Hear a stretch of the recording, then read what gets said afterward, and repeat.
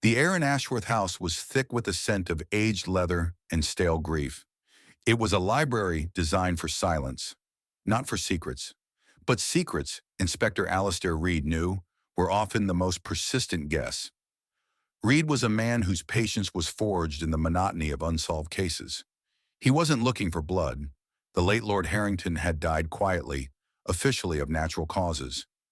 Reed was looking for the discomfort, the thing that didn't belong. It took him 3 hours examining every millimeter of the oak paneling before his finger found the minute seam.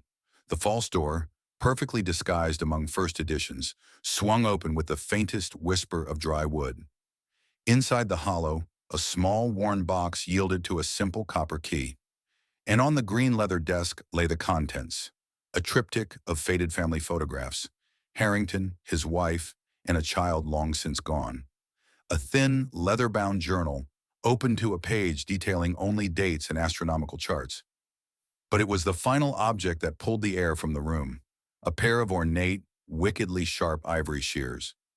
They were too delicate for pruning, too antique for tailoring. They looked like a ceremonial relic, yet their polished steel suggested recent use. Reed picked them up. The cold ivory was heavy, strangely warm to the touch. He wasn't a pathologist, but the minuscule, barely perceptible crimson stain on one blade spoke a language he knew intimately.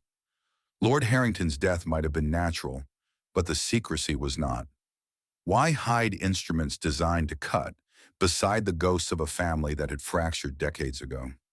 The keys were simple, the journal was cryptic, but the shears were a confession. Inspector Reed had arrived looking for closure. Now he knew he had only found the beginning of a story cut short, and the killer, he suspected, was already sharpening their next tool.